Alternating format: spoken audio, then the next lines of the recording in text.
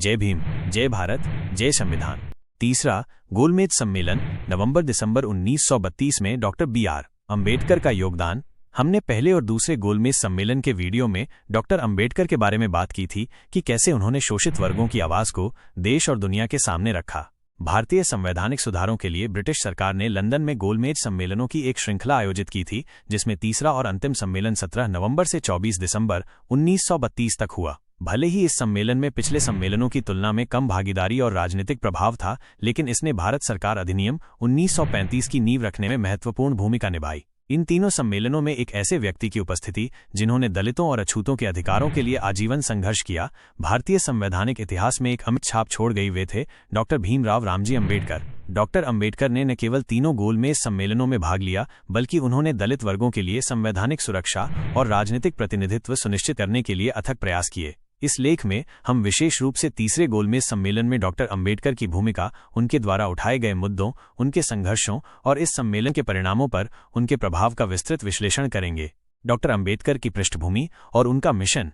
Doctor B R. Ambedkar एक असाधारण विद्वान, न्यायविद, अर्थशास्त्री, राजनीतिज्ञ और समाज सुधारक थे। उनका जन्म एक दलित परिवार में हुआ था और उन्होंने जीवन भर जाति आधारित भेदभाव और उत्पीड़न का सामना किया। इसी व्यक्तिगत अनुभव ने उन्हें दलित वर्गों के उत्थान और उनके लिए न्याय दिलाने के मिशन के लिए प्रेरित किया। उनकी उच्च शिक्षा, जिसमें कोलंबिया विश्वविद्यालय और लंदन स्कूल ऑफ इकोनॉमिक्स से डिग्री शामिल थी, ने उन्हें एक शक्तिशाली बौद्धिक आधार प्रदान किया, जिसने उन्हें ब्रिटिश नीति निर्माताओं के सामने अपनी बात प्रभावी ढंग से रखने में सक्षम बनाया। अंबेडकर का मानना था कि दलितों की मुक्ति केवल सामाजिक सुधारों से संभव नहीं है, बल्कि इसके लिए राजनीतिक शक्ति और संवैधानिक सुरक्षा आवश्यक है। उनका मुख्य लक्ष्य दलितों के लिए पृथक प्रतिनिधित्व और मताधिकार सुनिश्चित करना था, ताकि वे अपनी आवाज उठा सकें और अपने अधिकारों की रक्षा कर सकें। यही कारण था कि वे गोलमेज सम्मेलनों में दलितों के प्रतिनिधि के रूप से दृढ़ता से उपस्थित रहे।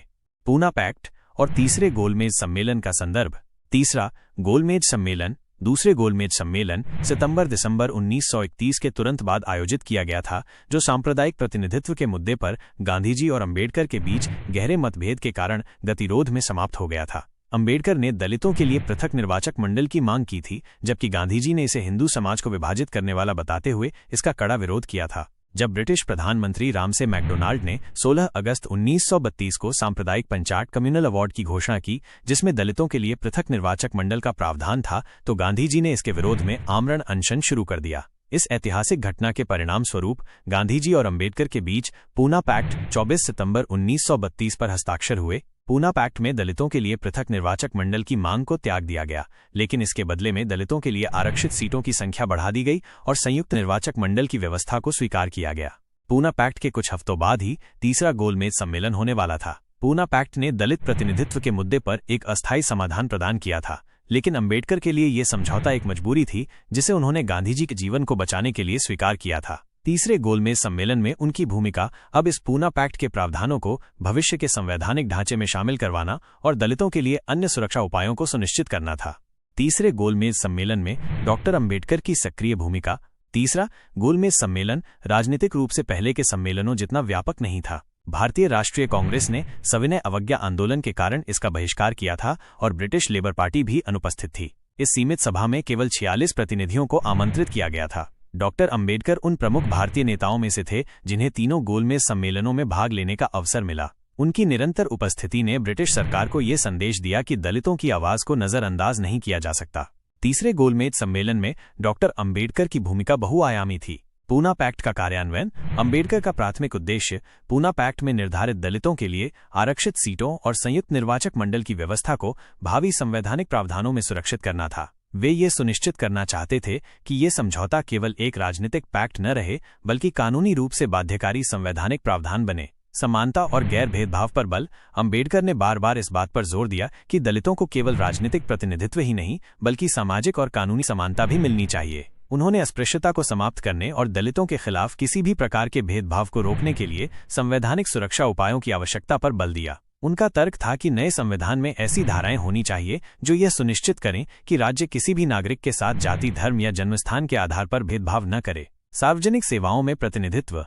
उन्होंने दलितों के लिए सरकारी नौकरियों और सार्वजनिक सेवाओं में पर्याप्त प्रतिनिधित्व की वकालत की। उनका मानना था कि यह न केवल न्याय का मामला है, बल्कि ये दलितों को सशक्त बनाने और उन्हें समाज की मुख्य धारा में लाने के लिए भी आवश्यक है। उन्होंने तर्क दिया कि केवल राजनीतिक प्रतिनिधित्व पर्याप्त नहीं होगा यदि दलितों को आर्थिक और प्रशासनिक शक्ति में भी भागीदारी नहीं मिलती है। शिक्षा का अधिकार। अंबेडकर ने दलितों के लिए शिक्षा के महत्व पर भी जोर दिया। उनका मानना था कि शिक्षा ही दलितों को अज्ञानता और उत्पीड़न से मुक्ति दिला सकती है। उन्होंने इस बात पर बल दिया कि राज्य को दलित बच्चों की शिक्षा के लिए विशेष प्रावधान करने चाहिए। केंद्र में शक्ति का हस्तांतरण। जबकि सम्मेलन मुख्य रूप से प्रांतीय स्वायत्तता पर केंद्रित था, अंबेडकर ने केंद्र में भी दलितों के लिए प्रतिनिधित्व और सुरक्षा की मांग की। उन्होंने एक ऐसे संघीय ढांचे की कल्पना की जिसमें दलितों के हित राष्ट्रीय स्तर पर भी सुरक्षित रहें। ब्रिटिश सरकार को जवाबदेह ठहराना। अंबेडकर ने ब्रिटिश सरकार को भारत में संवैधानिक सुधारों की धीमी गति और दलितों की दुर्दशा के लिए जवाबदेह ठहराया। उन्होंने लगातार इस बात पर जोर दिया कि ब्रिटिश सरकार को दलितों के प्रति अपनी नैतिक जिम्मेदारी निभानी चाहिए। तीसरे गोलमेज सम्मेलन में डॉक्टर अंबेडकर के तर्क तार्किक, सुसंगत और दृढ़ थे। उन्होंने डेटा, ऐतिहासिक संदर्भ और कानूनी सिद्धांतों का उपयोग करते हुए अपनी बात रखी। उनकी उपस्थिति ने ये सुनिश्चित किया कि दलितों के मुद्दे को नजरअंदाज न किया जाए, भले ही कांग्रेस अनुपस्थित थी। ब्रिटिश प्रतिनिधिमंडल और अन्य भारतीय नेताओं को यह समझना पड़ा कि भारत के भविष्य के किसी भी संवैधानिक ढांचे में दलितों के अधिकारों को शामिल किए बिना वो अधूरा रहेगा। हालांकि इस सम्मेलन में उनके द्वारा उठाए गए सभी मुद्दों पर तुरंत सहमति नहीं बनी, लेकिन उन्होंने भावी भारत सरकार अधिनियम 1935 के लिए महत्वपूर्ण आधार तैयार किया। ब्रिटिश सरकार के लिए यह स्पष्ट हो गया कि दलितों के लिए कुछ विशेष प्रावधान करना अपरिहार्य है।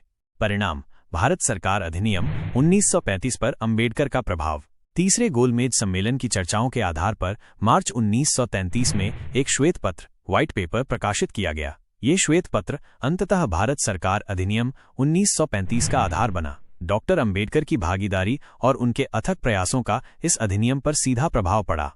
आरक्षित सीटों का प्रावधान। भारत सरकार अधिनियम 1935 ने दलितों के लिए आरक्षित सीटों, जिसे अनुसूचित जाति का दर्जा दिया गया, के साथ संयुक्त निर्वाचक मंडल की व्यवस्था को कानूनी रूप से स्थापित किया। यह पूना पैक्ट का सीधा परिणाम था, जिसे अंबेडकर ने संवैधानिक रूप से सुरक्षित करवाया। प्रांतीय स्वायत्तता में दलितों का प्रतिनिधित्व। अधिनियम ने प्रांतों में दलितों को विधानसभाओं में प्रतिनिधित्व प्रदान किया, जिससे उन्हें प्रांतीय स्तर पर राजनीतिक भागीदारी मिली। सामाजिक न्याय की नींव। यद्यपि अधिनियम में सीधे तौर पर अस्पृश्यता विरोधी प्रावधान नहीं थे, लेकिन इसने दलितों के लिए प्रतिनिधित्व और सशक्तिकरण की नींव रखी, जो बाद में स्वतंत्र भारत के संविधान में मौलिक अधिकारों के हिस्से के रूप में विकसित हुई। हालांकि अंबेडकर भारत सरकार अधिनियम 1935 से पूरी तरह संतुष्ट नहीं थे।